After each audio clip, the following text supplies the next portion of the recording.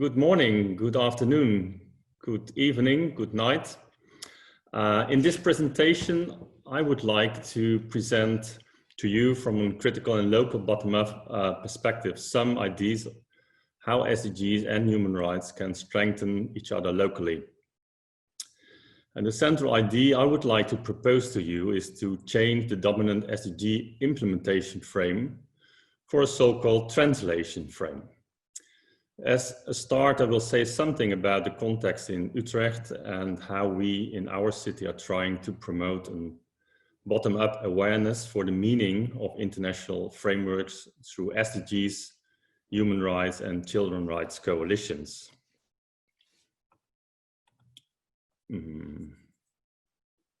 This is not working because I cannot.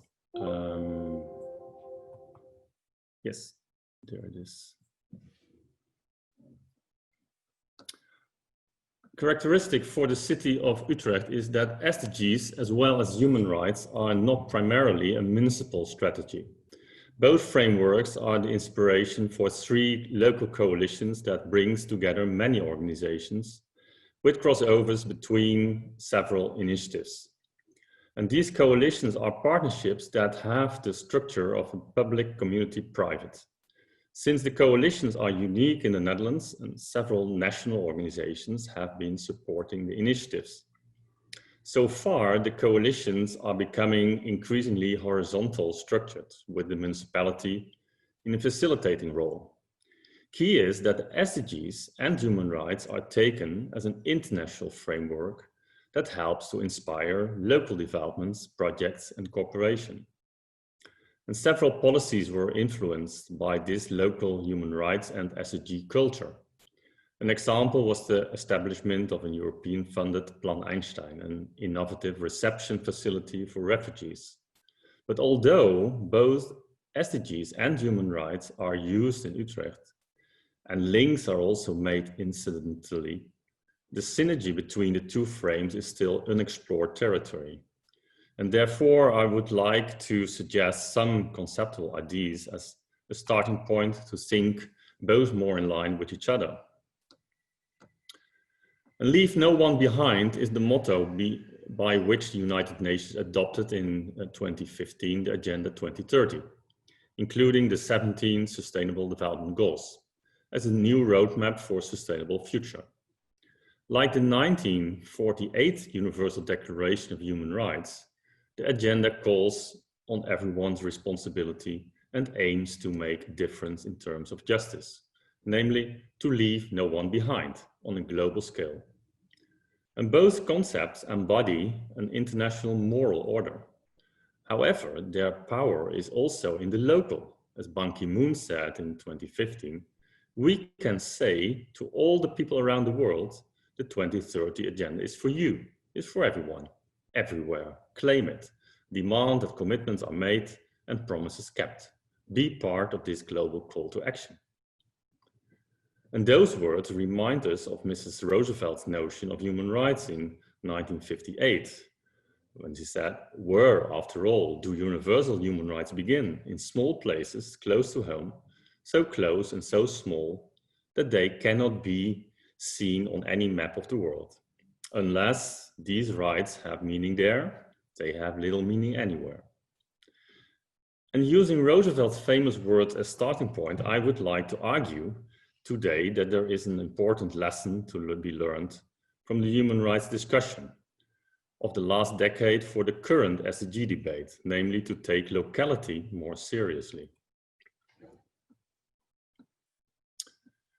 And recently, historian Samuelmoin formulated some major criticism regarding the human rights imaginary, calling human rights as not enough.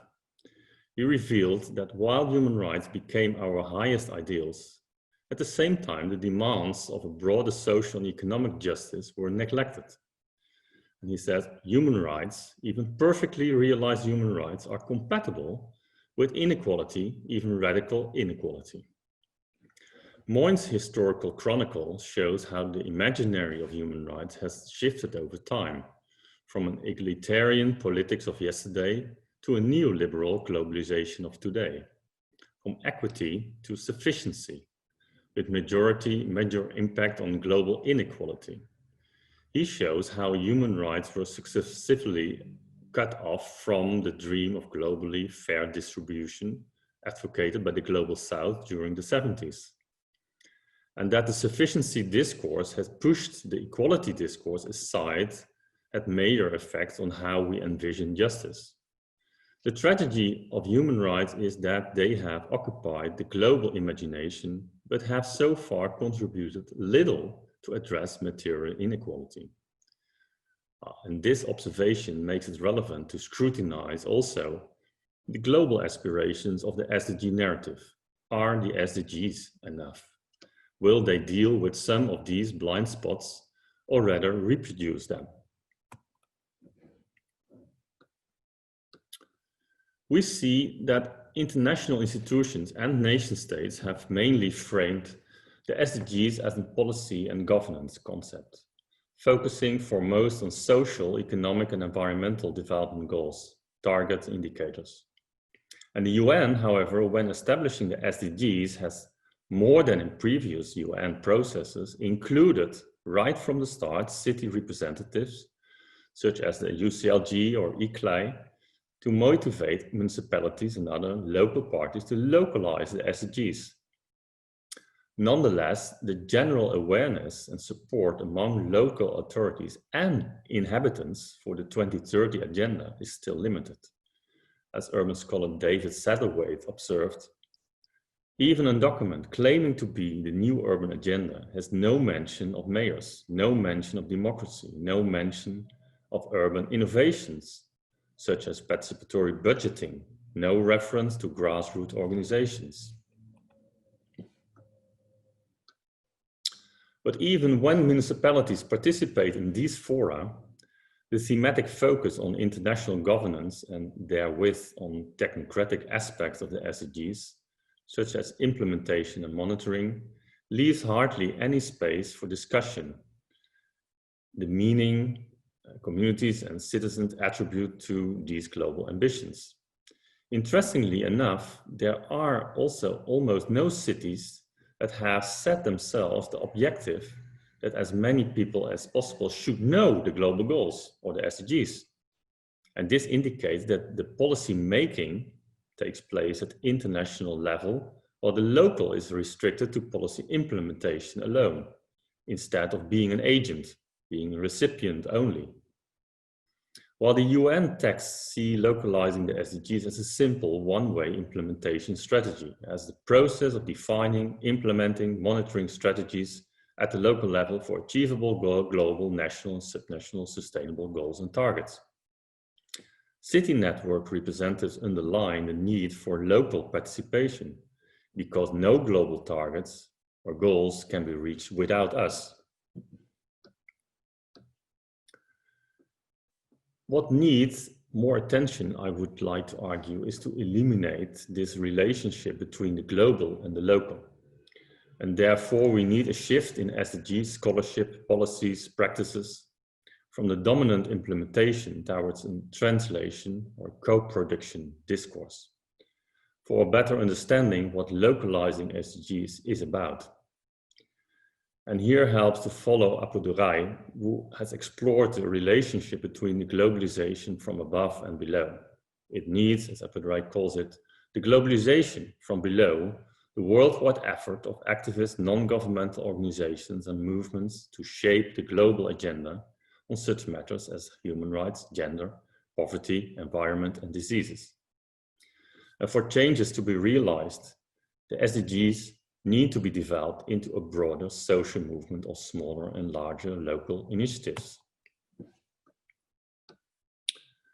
The case of Baltimore is a good example for the power of the SDG frame. After, in 2015, a young black man, Freddie Gray, had died in police custody for a minor offense, this spurred severe social unrest and a state of emergency in Baltimore and across the country against an unfair and racial biased system of law enforcement. And when the question arose how to move forward, the SDGs became the communication framework in which local groups could reapproach each other. Dozens of urban initiatives worked together on the SDGs 16, access to justice. And the SDG work made them realize that in neighborhood work, they had indicators for health, education, crime, but no indicators for peace and justice. And this meant prioritizing the collection of therefore relevant but missing data, key to establish new policies on equality, responding to the larger frustration that led to the riots in the first place. In Baltimore, the SDG frame offered possibilities to address violations more structurally than the human rights frame. It moved the debate from naming and shaming towards a broader idea of justice, namely of equality and welfare. Also, the municipality plus multi-stakeholder approach, synthesizing various initiatives into a more powerful collective action, developed into a broader notion of accountability.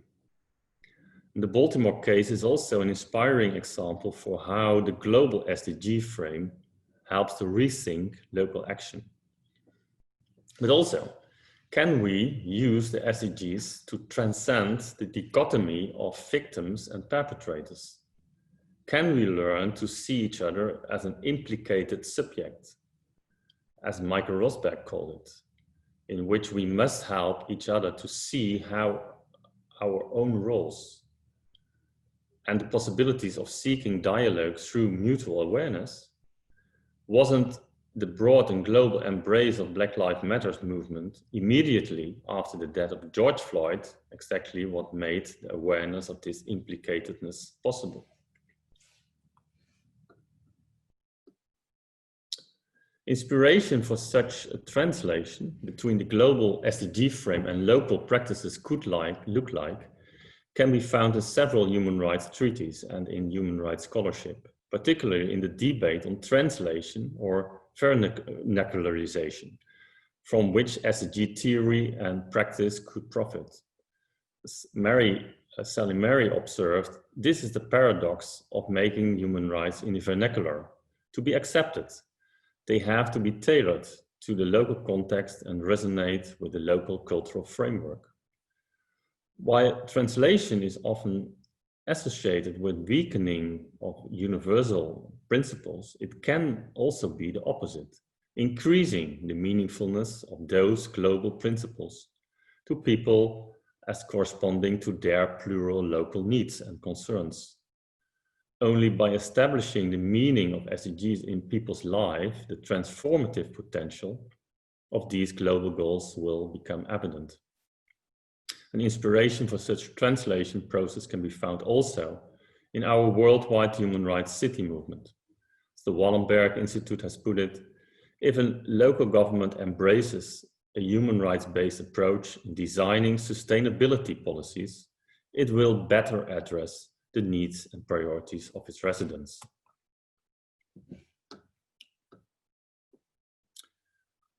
The criticism on the SDGs is broad and ranges from fundamental skepticism, calling them inadequate, and the positive rhetoric, a neglect of reality, as many of its goals are already known to be unachievable, and to more pragmatically reflections on inconsistencies and contradictions between different goals. A key critique is that we need a redefinition of experts. Governments were spending millions of dollars on environmental consultants while largely ignoring the land management skills of the planet's indigenous people that could help combat the climate crisis and biodiversity loss, argues Tuntiak Katan, the first indigenous representative at the UN Climate Action Summit in 2019. He urges to include native knowledge, since rainforest areas and the tribal stewardship manage carbon much better. Then, however, one also needs to ask, how does the narrative of hope that we still can make a change relate to the narrative of the catastrophe has already happened? dominant narrative in many indigenous communities that have lost most of their homelands already, asking themselves rather how to recover and heal.